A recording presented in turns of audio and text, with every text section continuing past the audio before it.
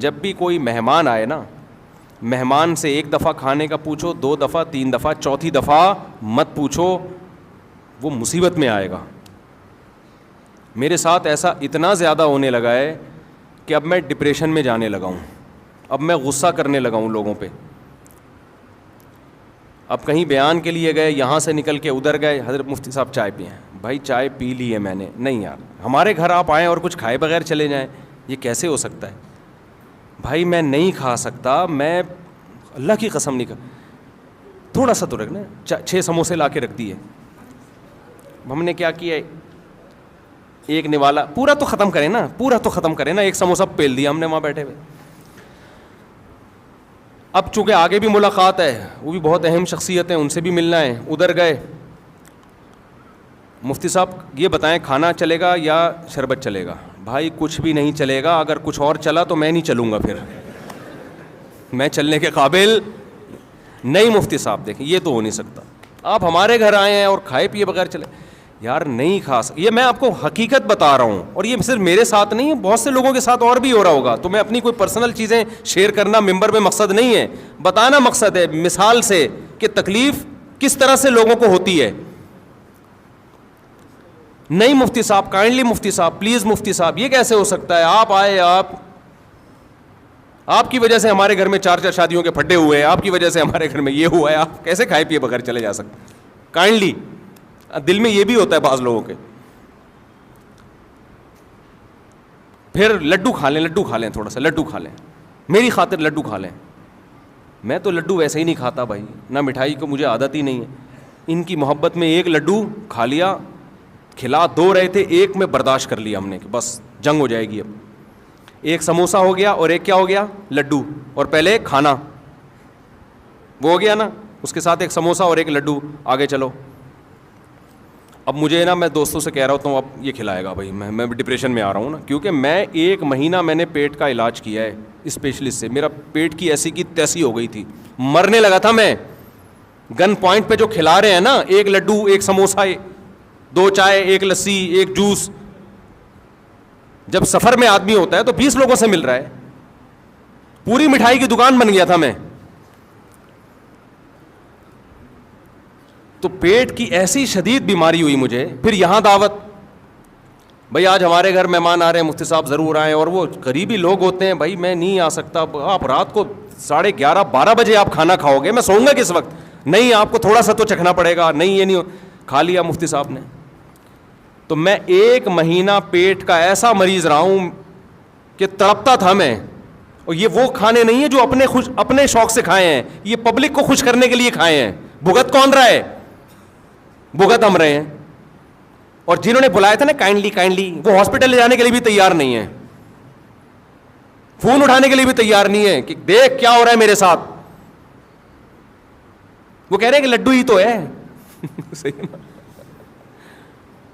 Hospital admit ہوا, ڈریپیں لگی ہیں, پھر حکیموں سے علاج کرایا کہ بھائی کیا ہو گیا پیٹ کو.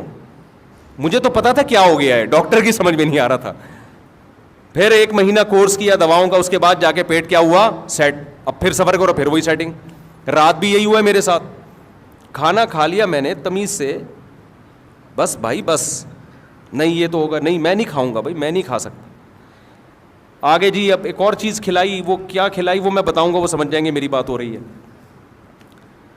میں نے کہا, پھر میں نے ایک حربہ استعمال کیا. میں نے کہا یار کبھی بھی جاؤ نا کسی سے ملنے, بولو پیک کرا دو, پیک کر دو. اور پیک کرتے ہی کسی کو پکڑا دیا, بھائی تو کھا لے, یہ میں وہ کھاؤں گا جو میں چاہوں گا. تو تمہارا باپ تو میرا باپ نہیں ہے جو تو مجھے کھلائے گا. ایسے تو ہماری ماں نے ہم کو نہیں کھلایا یار اس طریقے سے, وہ بھی تھوڑا ہماری مرضی کا خیال کرتی تھیں. ڈاکٹر ساری دنیا کے متفق ہیں کہ اگر آپ دوسرے کی مرضی کا کھاؤ گے نا, تباہ و برباد ہو جاؤ گے. صحت اسی کی اچھی ہوگی جو خود فیصلہ کرے گا کہ میں نے کیا کھانا ہے, کس ٹائم پہ کھانا ہے اور کتنا کھانا ہے. جس کی کبھی کبھی کوئی ریلیشن ہو نا, تو وہ تو چلو بد پرہیزی کرے. ایک طرف ہم یوٹیوب پہ ڈاکٹروں کی تحقیقات دیکھ رہے ہوتے ہیں, میٹھا صحت کے لیے نقصان دہ, بلڈ پریشر اور یہ اور فیٹی لیور اور فلانا لیور. تو اس پہ آدمی کو ایک موٹیویشن ملتی ہے, بھائی اب مفتی صاحب پراٹھے چھوڑ دو بیٹا, پراٹھے کیا کرو, بہت ہو گئے. اوپر سے پراٹھوں کے ساتھ پھر یہ چیزیں بھی ٹھوسی جا رہی ہیں. تو جب اس طرح سے ہوتا ہے نا تو آدمی اسٹریس میں جانا شروع ہو جاتا ہے. جب بہت زیادہ ہونے لگا نا میرے ساتھ, اب رات بھی ایسے ہی ہوا, تو وہ انہوں نے کھلا دیا. اس کے بعد جو پوری رات میرا حشر ہوا ہے, صبح میری فلائٹ, مجھے جانا ہے, میرا سفر ہے, پھر جمعے کا بیان ہے. تو میں نے کہا یار انہوں نے, اچھا میں نے ان سے کہا پیک کرا دو, تو انہوں نے کہا پیک بھی کر دوں گا اور ایک کھا بھی لو یہاں پہ. ایک پیک کیا اور ایک وہاں لا کے رکھ دی. اب کھائیں نا پلیز, کھائیں نا. آپ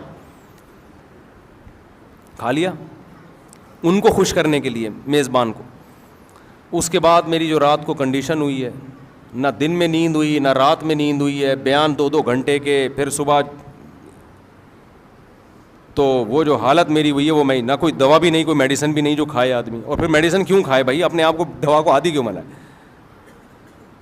تو میں نے کہا یار یہ بد اخلاقی کر نہیں سکتے. غصہ جاری, ذرا سا غصہ جاری کیا نا ایک کلپ آ جائے گا. باتیں دیکھو اور ایٹیٹیوڈ دیکھو, اخلاق دیکھو مفتی صاحب کے.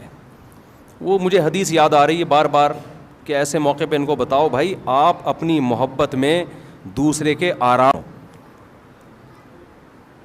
یہ وہ محبت ہے کہ اندھی کے بچہ ہوا, چوم چوم کے مار دیا اس نے. ایسی محبت کا کیا فائدہ میرے بھائی.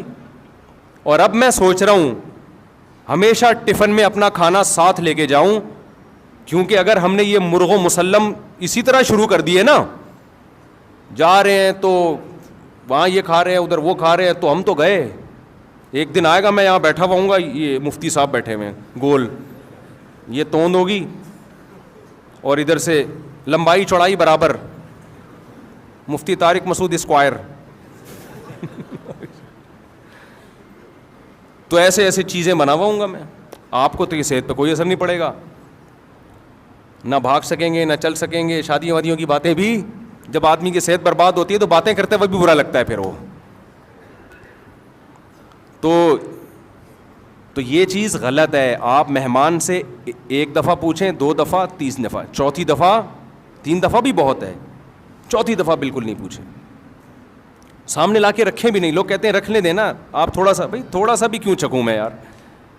اور میری عادت بچپن سے ہے, بازاری چیزیں الحمدللہ نہیں کھاتا. مجھے نہیں یاد پڑتا اب میں نے رمضان میں کبھی شربت پیا ہو, اللہ ماشاء اللہ شاید انگلیوں پہ گن کے پیا ہوگا. شدید پیاس کے روزوں میں بھی شربت نہیں پیا.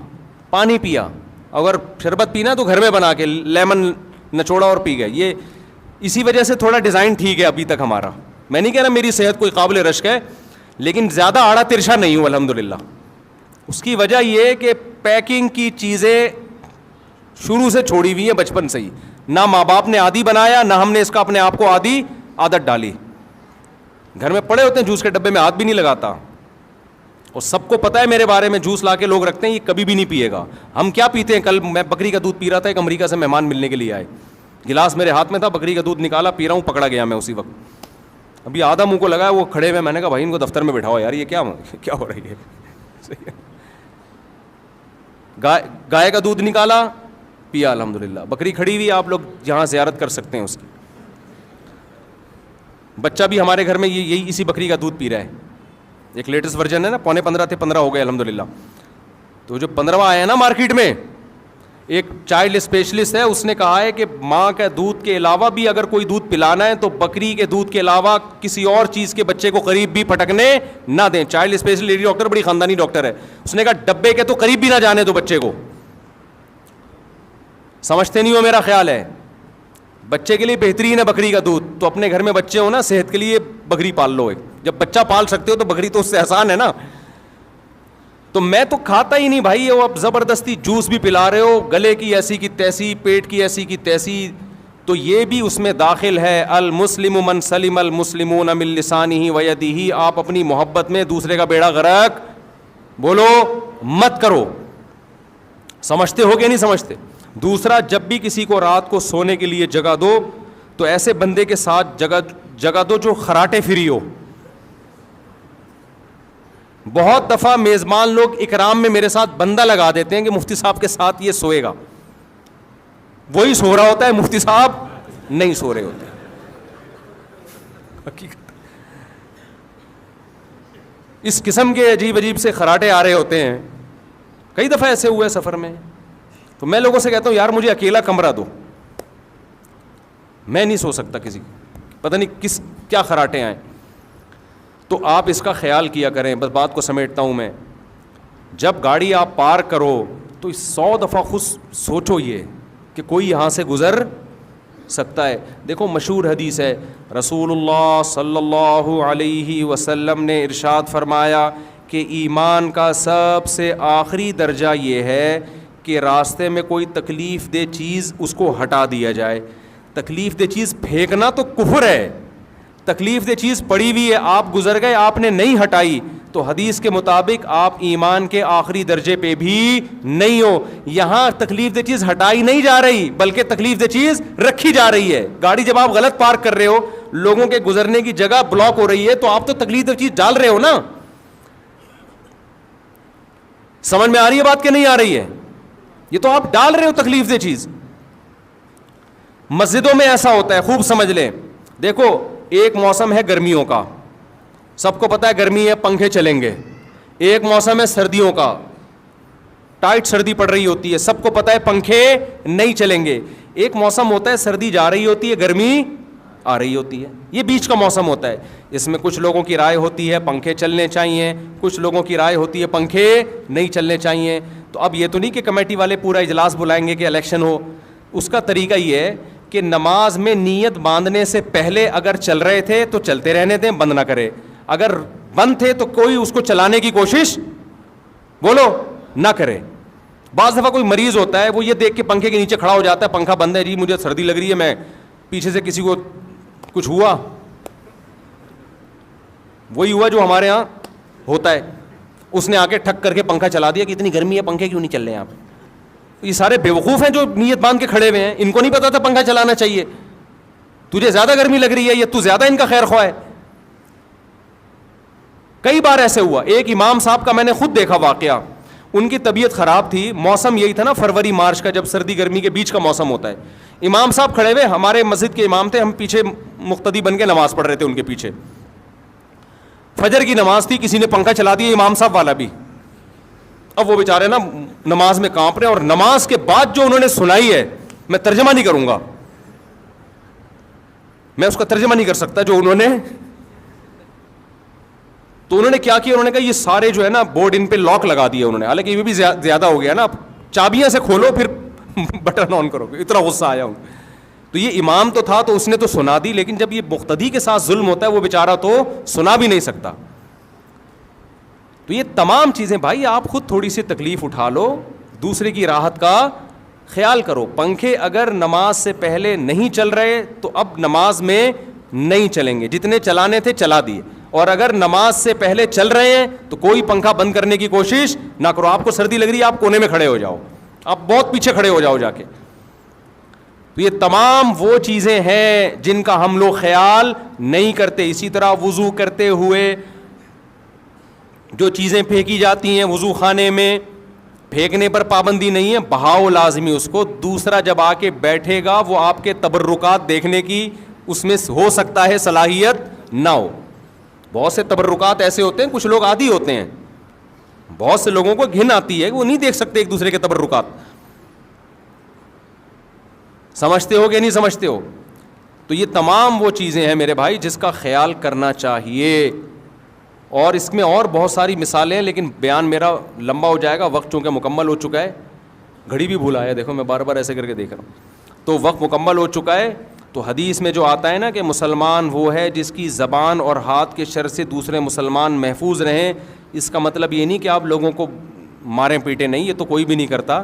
اس کا مطلب ہے نادانستہ طور پر غلطی سے بھی کوئی ایسا کام نہ ہو جس سے دوسرے کو تکلیف ہو.